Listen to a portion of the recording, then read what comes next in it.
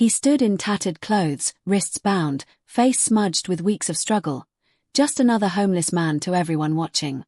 Laughter echoed from the police officer who brought him in, loud enough to shake the room. But as the judge narrowed her eyes and whispered a name no one recognized, the air turned cold. What happened next would flip the courtroom upside down, challenging everything we think we know about heroes and shame. Who was this man? And why did the judge suddenly stand and salute? The courtroom was full that morning, people waiting for traffic violations, petty theft charges, and community service reviews. It was the kind of day where everyone just wanted to move on, get their sentence, and leave. Then the doors opened. 2 officers stepped in, escorting a man who looked like he hadn't showered in weeks. His clothes hung off him, torn and stained. His hair was a matted mess, his beard full of ash and dirt. A few people turned their heads in disgust. The officer behind him, Officer Reed, couldn't hide the smirk on his face. As they reached the front, Reed laughed, loud and sharp. "Took us forever to find this guy," he said loudly, making sure the room could hear. He was sleeping behind a dumpster, probably dreaming of steak dinners or saving the world. People chuckled. Some shook their heads. The man, Thomas, didn't react. He just stood still, eyes forward, like the laughter didn't belong to the moment. Judge Halloran looked up from her paperwork and paused. She adjusted her glasses, tilted her head slightly, and stared at Thomas. Something flickered in her eyes. But she said nothing, yet. Officer Reed didn't stop. "Your Honor, the defendant here, Mr. Thomas Granger, was found trespassing behind Miller's groceries. Wouldn't leave when asked. Claims he was just resting." He chuckled again and added, "He also told us he was a doctor or something. Thought that was cute." More laughter. Thomas remained silent. He didn't move, didn't defend himself. He kept his hands folded, fingers trembling just slightly. There was no anger in his eyes, just something deeper, something quieter. Judge Halloran glanced at the court clerk, then back at Thomas. "Mr. Granger, do you wish to say anything?" she asked. Thomas shook his head slowly. "No, His voice was rough but steady. The officer leaned over to whisper something to his partner, but the microphone caught it. "Probably thinks he's a war hero too." That got another laugh from the back of the room. Judge Halloran closed her folder and leaned back in her chair. "Do you think this is funny, Officer Reed?" Her tone was cold now. Controlled. Reed straightened slightly, unsure how to respond. "Just trying to lighten the mood, Your Honor." She nodded slowly and then returned her eyes to Thomas. "What's your full name, sir?" He answered quietly, "Thomas Michael Granger." The room was still. Halloran's brow creased. "Spell the last name, please." He did. She paused again. A strange tension filled the air. Then she whispered to the clerk beside her, who quickly began typing something into her computer. Reed seemed confused. Everyone did. But Thomas, for the first time, looked up. Just for a moment. And in his eyes was a storm no one saw coming. As the judge waited, her gaze never left Thomas. She folded her hands, her posture now firm, respectful. "We're going to pause this hearing," she said suddenly. "I want a 10-minute recess. Officer Reed, remain in the room." Reed looked startled. "Is there a problem, Your Honor?" he asked. "I believe there is," she replied sharply. "And I think it starts with how we treat people who've given more than we can ever imagine." She stood, and without another word, walked out the side door. The courtroom fell into an uneasy silence. No one knew what just happened, but everyone felt the shift. Something heavy had just entered the room, and it had nothing to do with trespassing behind a grocery store. The courtroom sat quiet during the recess, the laughter gone and replaced with a strange sense of tension. Officer Reed stood near the wall, arms crossed, now less sure of himself. Thomas sat still on the bench, hands folded, his expression blank. But behind that silence was a storm no one could see. A war. A memory. A name buried by time and sorrow. Because Thomas Granger wasn't always this man in rags. Years ago, he wore a different kind of uniform. One that came with weight, honor, and pain. He had served in Afghanistan, not once, but 3 tours. He wasn't just a soldier. He was a combat medic. The kind of man who ran toward danger when others ducked for cover. He carried the wounded on his back through enemy fire. He stitched up limbs in the dark with shaking hands and whispered prayers in languages he didn't know. He watched boys die with their hands in his, their final words trapped in dust and blood.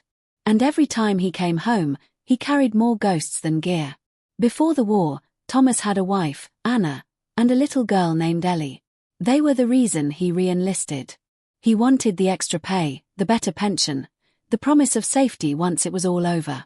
But that promise broke in half one cold night in 2012. Thomas had been days away from coming home when the convoy he was riding in was ambushed. The blast threw him 30 feet. He lived, but his best friend didn't.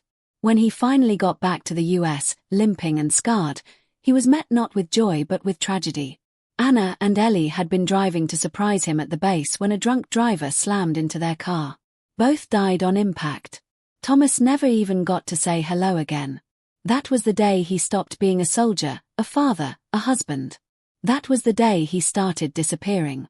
The military gave him a small pension, enough to scrape by. But Thomas didn't want money. He wanted silence. He wanted to be where no one would ask about the pictures in his wallet or the medals gathering dust in a box. He bounced from town to town, sometimes working at gas stations, sometimes sleeping in parks. The nightmares followed him everywhere. He saw faces in the dark, heard screams in traffic, felt phantom blood on his hands. When people passed him on the street, they only saw a dirty man talking to himself. No one knew about the Bronze Star tucked in his duffel bag. No one knew he once saved 6 men by dragging them out of a burning truck while shrapnel cut into his spine. He never talked about it. He never corrected anyone who called him crazy. In the weeks before the court hearing, Thomas had been camping behind Miller's Groceries. It was quiet.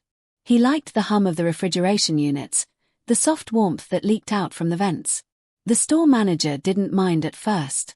But then a new employee complained, and the police were called. That's when Officer Reed found him, wrapped in a blanket of old memories and cigarette smoke. Reed laughed when Thomas said he used to be a medic. He didn't believe him. He mocked the way Thomas stood at attention when asked his name, the way he called Reed sir. To Reed, it was just another homeless man with delusions. But Reed never asked why Thomas wore his boots even when he slept. He never saw the letters folded into squares in Thomas's pocket, letters from Anna, drawings from Ellie, stained with years of rain and dirt. As the courtroom prepared to resume, the judge sat in her chambers, scrolling through a military database. Something in Thomas's name had sparked a memory. Years ago, she had attended a ceremony at Arlington. A man named Thomas Granger had been honored post-deployment. She remembered the speech, the silence in the crowd when the commander said, "Some heroes don't get statues. They get shadows." She found the old article and stared at the photo. It was him. The same eyes. The same sharp jaw now hidden behind dirt and sadness. She stood up slowly, hands trembling. This wasn't just a trespassing case. This was something much bigger. This was a man the system had forgotten. And now, it seemed, the system had come back around, just in time for someone to finally see him. Outside the courtroom, people started whispering. The clerk had spoken to one of the officers, and word was spreading. Some pulled out their phones, looking up the name. Others just watched Thomas with new eyes. But he didn't notice. He was staring at the floor, lost in the memory of a little girl laughing in a kitchen filled with light. He didn't hear the door open. He didn't see Judge Halloran walk in with her jaw clenched and a file in her hands. But he felt something shift again. He always did. The kind of quiet before something important happens. The kind that soldiers feel before the first shot is fired. The courtroom door opened again, and everyone turned their heads.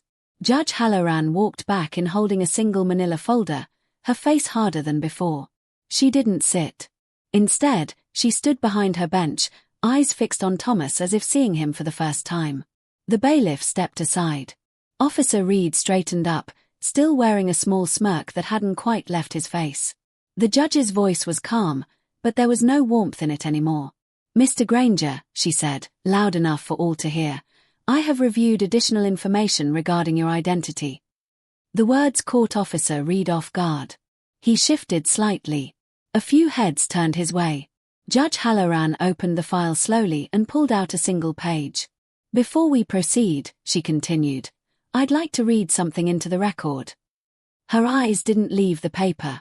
Sergeant Thomas Michael Granger, United States Army. Enlisted 2003. Served in Iraq and Afghanistan as a combat medic. Awarded the Bronze Star with Valor for rescuing wounded men under enemy fire. Honorably discharged in 2013. The courtroom was silent. Reed blinked. The smirk was gone now. She looked up at Thomas again. Is this you, Mr. Granger? Thomas nodded once, still standing tall in his rags. The judge turned to the clerk. Please include this record in the case file. We'll now return to the matter of the trespassing charge. She sat slowly, placing the file in front of her like it was something sacred. The entire room felt colder now. The people in the back row leaned forward a little. Officer Reed cleared his throat, trying to recover. Your Honor, with all due respect, that doesn't change the fact that he was found behind private property. It changes everything, she snapped, cutting him off. You mocked a decorated veteran. A man who has given more to this country than you or I could ever repay.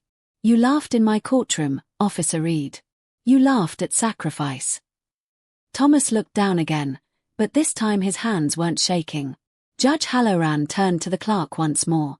I want a formal record pulled on Officer Reed's report and his conduct during the arrest.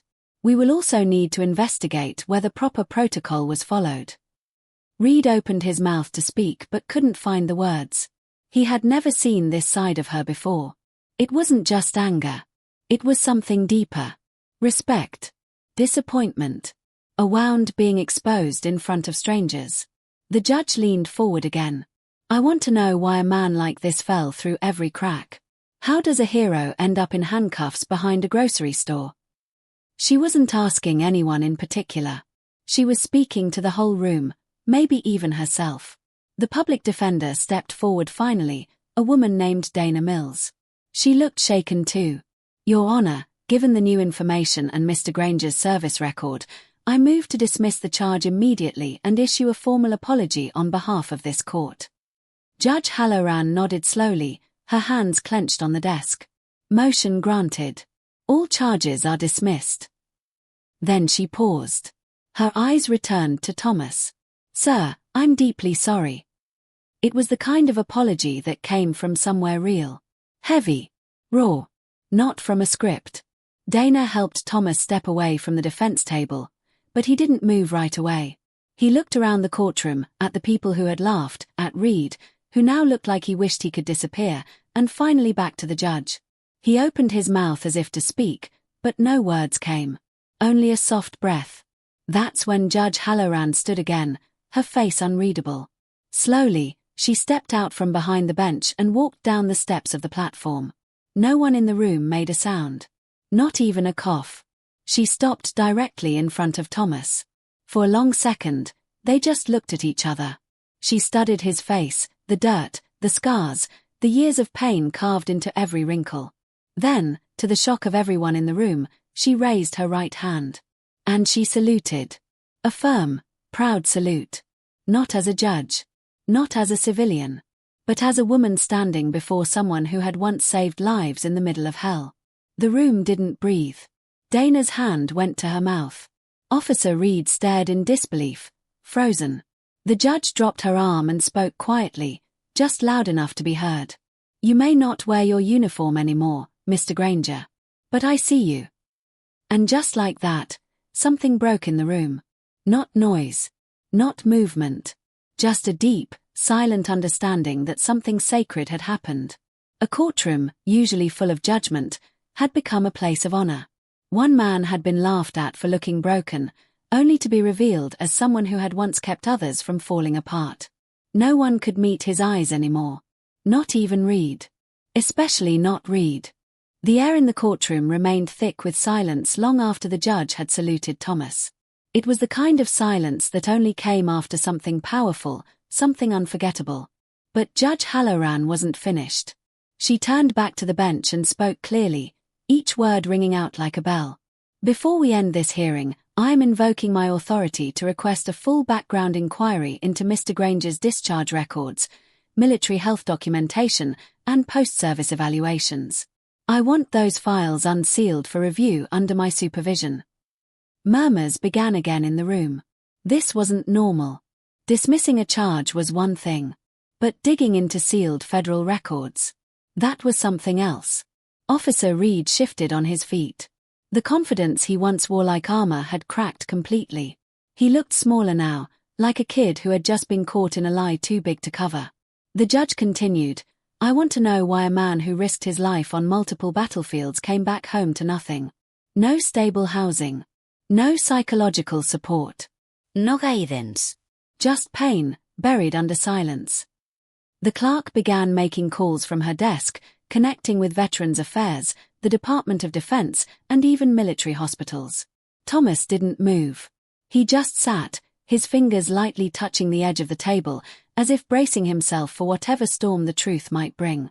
Dana Mills returned to his side, whispering gently, This is good, Thomas. This is the start of something better. But Thomas didn't respond. He was back in the tent hospitals again, back in the battlefield dust, hearing the sounds of broken bodies calling his name. Sometimes he didn't want to be remembered. Sometimes being invisible was easier than being seen and pitied. After nearly half an hour, the clerk stood and approached the bench with a printed report. She handed it to the judge, her face pale. Judge Halloran flipped through the pages slowly. Her hands began to tremble. She set the file down and looked at the courtroom. According to this document, she said slowly, Mr. Granger was diagnosed with complex PTSD, traumatic brain injury, and severe survivor's guilt. He was placed on a temporary evaluation list for veteran care. But after budget cuts in 2015, his follow-up appointments were cancelled. He was never reassigned a caseworker.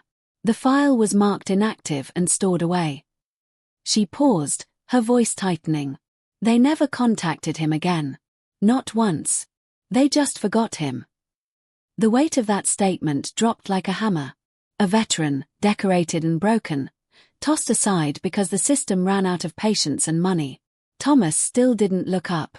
His body was still, but there was a flicker of movement in his jaw, a tightening of the lips. Judge Halloran looked back down at the file, scanning further. It also states that he applied for housing assistance in 3 different states. Each time, he was told the shelters were full or that someone else had higher priority. He lived in a tent for 4 years. He's been hospitalized twice for pneumonia. No family contacts are listed. There's a note that his wife and child were deceased. That's it. That's all it says. A man who saved lives, who bled for his country, became a ghost on paper. There was a long silence before a man in the back of the courtroom stood up. He was wearing a suit, but his voice cracked when he spoke. Your Honor, I served in the same region as Sergeant Granger. Different unit. But we heard stories about him. About what he did under fire. I never met him, but every medic knew his name. The judge nodded slowly. Thank you for sharing that, sir. She turned to Thomas. Do you have anything you want to say? He took a breath, the first real one in what felt like hours. No, he said softly. I just want to go. His voice wasn't angry. It wasn't bitter. It was tired. The kind of tired that came from years of holding everything in, waiting for someone to notice. But Judge Halloran wasn't ready to let him disappear again. Mr. Granger, this court is opening an inquiry into your case. Not your criminal case, there is none anymore. But into how the system failed you.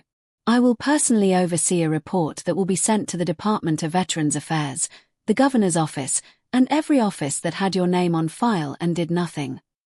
Her eyes burned with fire now. Not rage, but purpose. You will not be forgotten again. That ends today.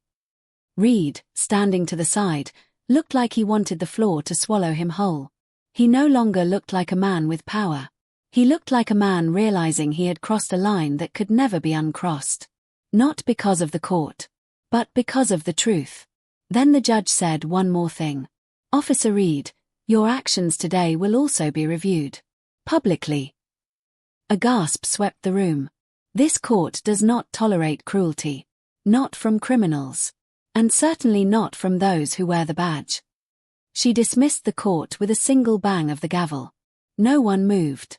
No one knew what to say. A homeless man had walked in as a punchline and walked out as a mirror held up to a broken system. And in that mirror, every single person in the room saw something they didn't want to admit, that it could have been anyone. Any one of them, if life had twisted just a little harder. The courtroom emptied slowly, as if no one really wanted to leave. People glanced back over their shoulders at Thomas as they filed out, unsure of what to say, afraid of saying the wrong thing. Some looked ashamed. Some looked heartbroken. Officer Reed stayed in the corner, still quiet, his uniform suddenly looking heavier on his shoulders. He no longer looked proud to wear it. A few of the younger officers gave him cold looks as they passed, choosing not to speak to him. Thomas remained seated, eyes low, unsure if he was allowed to move, unsure if he even wanted to. Judge Halloran had stepped back into her chambers briefly but soon returned, not in her robe this time, but in a dark blue blazer with 2 pins on the lapel, one shaped like a folded American flag, the other a gold star. She walked slowly back into the nearly empty courtroom and asked the bailiff to clear the remaining people except for Thomas and Dana. The heavy courtroom doors closed behind the last person, and a strange calm fell over the room. Judge Halloran walked down from the bench again, this time with a softness in her steps. She stopped in front of Thomas and sat on the edge of the defense table. Her voice was gentle now, almost like a whisper between 2 people who knew pain too well. "I wasn't just being dramatic earlier," she said. "My brother served in the same area you did. He didn't make it back." Her eyes watered, but she held steady. "I remember the day they gave us the flag. Folded just like the one you probably got. The one that never makes up for the silence it replaces." Thomas looked up for the first time in minutes. There was something raw behind his tired eyes, like the pieces of himself had started to float back into place, one truth at a time. Judge Halloran continued, "He told me once, during his last leave, that if anything ever happened to him, he didn't want people to cry. He wanted people to see the ones who made it home but came back with pieces missing. The quiet ones. The ones who walk past us every day, broken but proud. The ones who never ask for help because they were taught to be strong, even when everything hurts." She looked at Thomas with respect so deep, it didn't need to be explained. "I think he would have wanted me to meet you." Thomas looked down again, but this time it wasn't in shame. It was to hide the tears forming in his eyes. Dana Mills quietly stepped back, giving them space. The moment had grown too large for witnesses. Judge Halloran stood and did something no one expected. She reached into her pocket and pulled out a small medal. It was bronze, worn, and etched with an eagle and stars. "This belonged to him," she said. "It was returned with his things, but I think it was meant to be passed on." She held it out to Thomas, who didn't take it right away. "You don't have to accept it," she said, "but I need to give it. I need someone like you to carry it now." His hand slowly reached forward and closed around the medal. He didn't speak. He just nodded, holding it like something sacred. Then came the moment that would stay with them forever. The judge stepped back and once again raised her right hand in a crisp, solemn salute. But this time, Thomas stood. He stood tall, shoulders back, eyes locked on hers. And after a beat, he returned the salute. Not as a soldier to a judge, not as a defendant to an authority figure, but as one human being to another, each carrying pain, loss, and dignity in equal measure.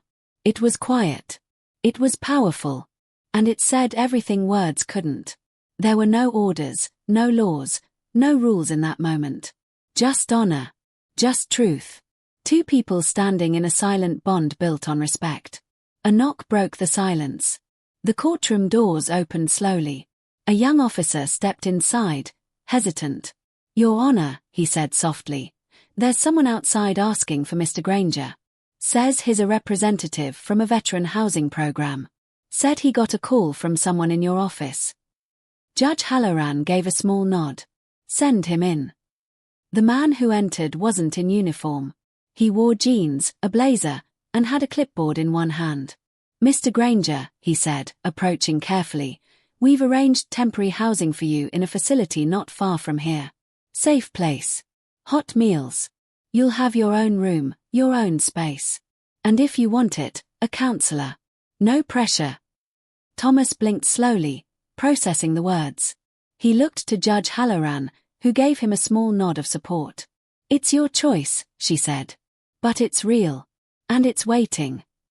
For a long moment, Thomas just stood there. Then he whispered, "Okay." The man gave a gentle smile. "We'll take care of transportation.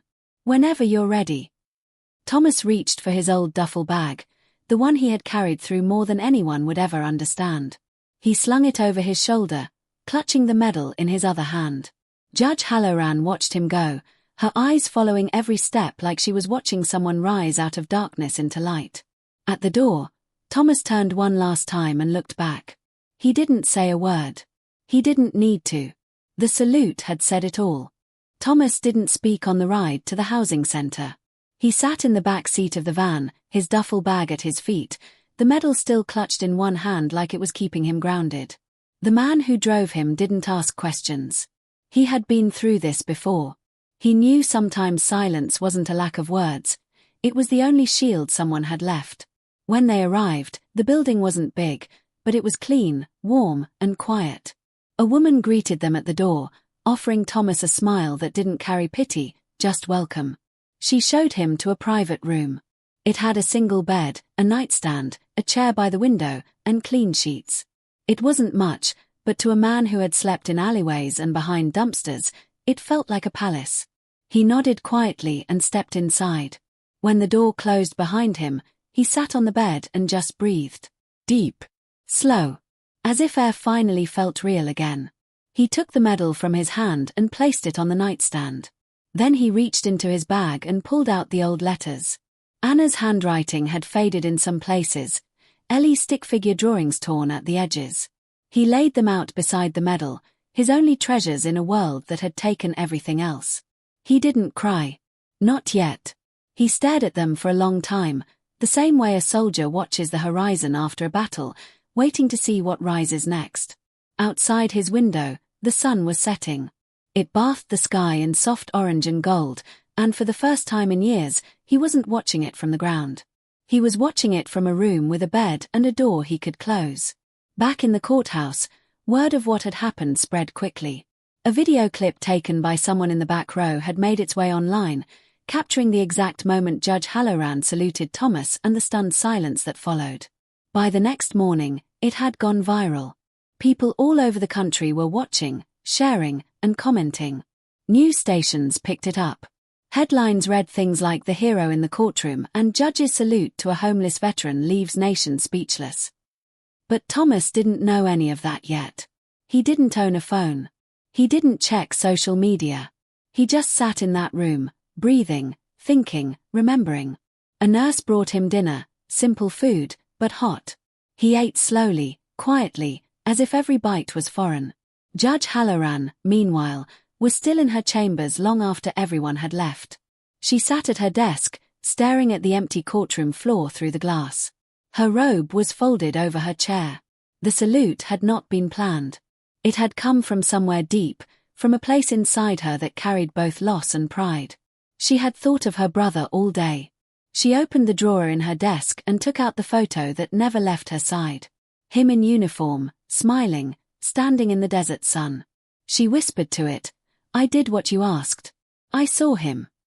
Then she placed it back and leaned back in her chair, the silence of the room holding her like a blanket. Officer Reed had gone home hours earlier, but sleep never came. He lay in bed staring at the ceiling, the sound of his own laughter in the courtroom playing over and over in his mind like a broken loop. It didn't sound funny anymore. It sounded cruel. Stupid. Shameful. He remembered the way Thomas had stood there, still, quiet, dignified, even while being mocked. He remembered the judge's words. The salute. The look from the other officers. He had thought being a cop meant control, respect, power. But today had shown him something else. That real strength had nothing to do with the uniform, and everything to do with how you carried your pain. And in that moment, he realized he had failed. Not just as a cop, but as a man. The next morning, Reed walked into the courthouse early, long before anyone else arrived. He went straight to the judge's office and knocked once. She looked up as he stepped in. He didn't speak at first. Then, slowly, he took off his hat and said, "I was wrong. About everything." The judge didn't say a word. She just nodded. Reed looked down, searching for words. "Is there any way I can make it right?" She pointed to a stack of veteran support flyers on her desk. "Start there," she said. "And don't just hand them out. Understand what's written on them. Then maybe, one day, you'll know what it means to wear that badge with honor." Reed nodded and left. It wasn't forgiveness. It wasn't punishment. It was a path. And it was up to him to walk it. Back at the housing center, Thomas stepped outside for the first time since arriving. The air was crisp, the street quiet. He walked slowly, taking in the neighborhood. There was a park nearby with children playing, and a bench that looked out over a small hill. He sat there for a long time, letting the wind move through his hair. A young boy passed by and looked at him. "Are you a soldier?" the boy asked, pointing to the medal on his chest. Thomas looked down, then nodded once. "I was." The boy smiled. "That's cool." Then he ran off. Thomas watched him go, something warm rising in his chest. He looked up at the sky and whispered, "Anna. Ellie. I think I'm gonna be okay." And for the first time in years, he believed it.